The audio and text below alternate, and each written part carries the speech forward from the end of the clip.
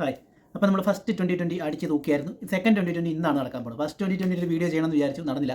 ആ 2020നെ പറ്റി പറയാനുള്ളത് നമ്മുടെ സൂര്യകുമാർ യാദവ് കുറച്ച് ദിവസം മുന്നേ പറഞ്ഞൊരു കാര്യമുണ്ട്. എപ്പോഴും എനിക്കും ഗില്ലിനും അഭിഷേക് ശർമ്മേനെ ഡിപ്പെൻഡ് ചെയ്യാൻ പറ്റില്ല. അതായത് അഭിഷേക് ശർമ്മയുടെ റേഞ്ച് എന്താണെന്നുള്ളത് പുള്ളി ഓൾറെഡി ക്യാപ്റ്റൻ ആയിരിക്കുന്ന സൂര്യകുമാർ യാദവ് പറഞ്ഞു കഴിഞ്ഞു. അതായത് 2020 സ്പെഷ്യലിസ്റ്റും കൂടിയായ സൂര്യകുമാർ യാദവാണ് പറഞ്ഞിരിക്കുന്നത് അഭിഷേക് ശർമ്മേനെ പറ്റി. അത് വളരെ പ്രൂവൺ ആയിട്ടുള്ള, വളരെ എവിഡൻ്റ് ആയിട്ടുള്ള ഒരു സംഭവം തന്നെയാണെന്നുള്ളത് നമുക്ക് പുള്ളിയുടെ ഓരോ ദിവസത്തെ കരിയർ കാണുമ്പോഴും മനസ്സിലാവും. അഭിഷേക് ശർമ്മയുടെ 34 ബോൾ എന്ന മറ്റാണ് 85 റൺസ് അടിച്ചിരിക്കുന്നത്. ഓക്കെ, അപ്പോൾ അങ്ങനെ പോകുന്നത് ഏകദേശം 8 സിക്സ്. അതായത് ലോകത്തിലെ ഏത് ബോളേഴ്സിനെതിരെയും പുള്ളി ഇതേ നയം തന്നെയാണ് സ്വീകരിച്ചിരിക്കുന്നത്. സാധാരണ ഒരു കഴിവില്ലാത്തൊരു ബാറ്റ്സ്മാൻ ആണെങ്കിൽ ഒന്നോ രണ്ടോ കളികൾ അല്ലെങ്കിൽ ഒന്നോ രണ്ടോ ടീമുകൾക്കെതിരെ ഒന്ന് തിളങ്ങിയിട്ട് അത് താഴേക്ക് പോകുന്ന ഒരു സ്ഥിതിഗതികളാണ് പലപ്പോഴും കാണാനുള്ളത്. ബട്ട് അഭിഷേക് ശർമ്മ ലോകത്തിലുള്ള എല്ലാ ബോളേഴ്സിനെതിരെയും പുള്ളിയുടെ റേഞ്ച് എന്താണെന്ന് തെളിയിച്ചു കഴിഞ്ഞു. അപ്പോൾ അത് നിങ്ങളെല്ലാവരും കണ്ടെന്ന് വിശ്വസിക്കുന്നു. പുള്ളിയുടെ നല്ല ഏരിയകളാണ്. പുള്ളിക്ക് ഞാൻ അതിനെപ്പറ്റി ഒരു വീഡിയോ ഞാൻ പറഞ്ഞിട്ടുണ്ട്. പുള്ളി നല്ലൊരു ഓഫ് ടെം പ്ലെയർ ആണെങ്കിൽ നമ്മൾ പ്രത്യേകിച്ച് നോക്കേണ്ട കാര്യമില്ല. ഒന്നുമില്ലെങ്കിൽ പോലും കുറച്ച് നാൾ ടീമിൽ പിടിച്ച് നിൽക്കാൻ പറ്റും ഒരു ഓഫ് ടെം പ്ലെയർ ആണെന്നുണ്ടെങ്കിൽ. But Abhishek Sharma of course എല്ലാത്തിലും നല്ല പ്ലെയറാണ്. നല്ല സ്ക്വയർ കട്ട് നല്ല അടിപൊളിയായിട്ട് ചെയ്യുന്നുണ്ട്.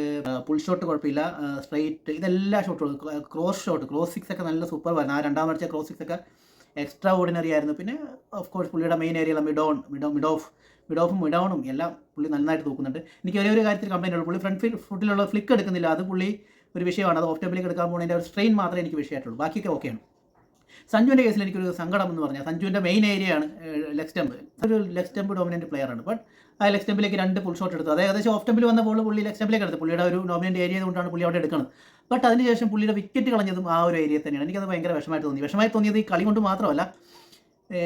ഇഷാൻ കിഷൻ കുറേ നാൾക്ക് ശേഷം ടീമിൽ വന്നതാണ്. ഇഷാൻ കിഷൻ എടുത്ത ഷോട്ടുകൾ നിങ്ങൾ കണ്ടോ, ഫുൾ ഉണ്ട്. ഒരു ലോഫ്റ്റ് ഷോട്ട് സ്ട്രൈറ്റ് എടുത്തിട്ടുണ്ട്. അത് എന്ത് പെർഫെക്ഷൻ ആയിരുന്നു. അവരെ അത്ര കോൺഫിഡൻസും പോട്ടെ ഒരു കുഴപ്പമില്ല, ടെൻഷനോ തേങ്ങയൊന്നുമില്ല. പുള്ളിക്ക് ടീമിൽ നിൽക്കുമെന്ന് പോലും ഉറപ്പില്ല. ബട്ട് ആ എടുത്ത ഷോട്ടിൻ്റെ ഒരു പെർഫെക്ഷൻ ഉണ്ട്, ഒരു സിഗ്നേച്ചർ ഉണ്ട്, ആ ഒരു കോൺഫിഡൻസ് ഉണ്ട്. അത് വലിയ സംഭവം തന്നെയാണ്. പുള്ളി അത് കഴിഞ്ഞിട്ട് എടുത്ത ഷോട്ടുകളും മിഡ് ഓഫിലേക്ക് എടുത്ത ഷോട്ടും അതും പെർഫെക്റ്റ് ആയിരുന്നു. വിക്കറ്റ് പോയി, സംഭവമൊക്കെ ശരി തന്നെയാണ്. പുള്ളിയുടെ വിക്കറ്റ് കാര്യങ്ങളൊക്കെ പോയി. ബട്ട് പുള്ളി എടുത്ത ഷോട്ടുകൾ, ഔട്ടാകുന്ന ഷോട്ടുകൾ പോലും പെർഫെക്റ്റ് ആണ്. ഞാൻ ആലോചിക്കുകയാണ്, ഇത്ര നാൾ ടീമിലില്ലാന്ന് വരുമ്പോൾ ഒരാൾക്ക് ടെൻഷൻ ഉണ്ടാകും. കുറച്ച് ടീമിലേക്ക് കയറി കളിക്കുമ്പോൾ ഒരു ടെൻഷനില്ലാതെ എത്ര ഈസി ആയിട്ട് കളിക്കുന്നത്. ആ സ്ഥാനത്താണ് ഞാൻ പലപ്പോഴും ശ്രദ്ധിച്ചിട്ടുണ്ട്. സഞ്ജുവിന് ടെൻഷനാണ്. ഏത് ഇത്രയും കാലം സഞ്ജുവിന് അവസരങ്ങൾ കൊടുത്തിട്ടുണ്ട്, ഇപ്പോഴും സഞ്ജുവിന് ടെൻഷനാണെന്ന് പറയുന്നത്. എന്തിനാണ് ടെൻഷൻ? ഇങ്ങനെ ടെൻഷൻ അടിക്കുന്നതുകൊണ്ട് എന്ത് കാര്യം? ടീമിൽ നിന്ന് ചിലപ്പോൾ ഡ്രോപ്പ് ചെയ്യും. ഇതല്ലേ ഏറ്റവും വലുതായിട്ട് നടക്കുകയുള്ളൂ. ഇതിൻ്റെ അപ്പുറം ടെൻഷൻ അടിച്ചിട്ട് എന്ത് കാര്യം? ഇനി ഇഷാൻ കിഷൻ്റെ ഇന്നിങ്സ് ഒന്നും കണ്ടപ്പോൾ അങ്ങനെയാണ് വിചാരിച്ചത്. പിന്നെ നമ്മൾ കഴിഞ്ഞ കുറച്ച് വീഡിയോകളായിട്ട് പറയുന്നത് നമ്മുടെ റിങ്കു സിംഗ് സൂപ്പർ.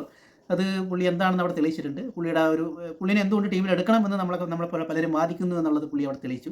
കാര്യം ആ സ്ഥാനത്ത് സാധാരണയായിട്ട് കണ്ടുവരുന്നത് ഇന്ത്യ അവിടെ ഡ്രോപ്പായി അല്ലെങ്കിൽ ഇന്ത്യ അവിടെ ഒരു ഇന്നീസ് പെട്ടെന്ന് തീർന്നു പോകുന്നതാണ്. ഹാർദിക് പാണ്ഡ്യയാണ് സമീപകാലത്തായിട്ട് ആ ഒരു ഉത്തരവാദിത്തമായിട്ട് എടുത്ത് കുറച്ചും കൂടി മുന്നിലേക്ക് കൊണ്ടുപോകുന്നത്. ബട്ട് റിങ്കു സിംഗും കൂടി ഉള്ളതുകൊണ്ട് തന്നെ ഹാർദിക് പാണ്ഡ്യ കുറച്ചും കൂടി ഫ്രീ ആയിട്ടാണ് കളിച്ചത്. എനിക്ക് അങ്ങനെ തോന്നി. റിങ്കു സിംഗ് അത് ഫിനിഷ് ചെയ്തു. നല്ലൊരു ടോട്ടൽ 237. ഏതായാലും അടിപൊളിയായിട്ടുണ്ട്. ഓക്കെ.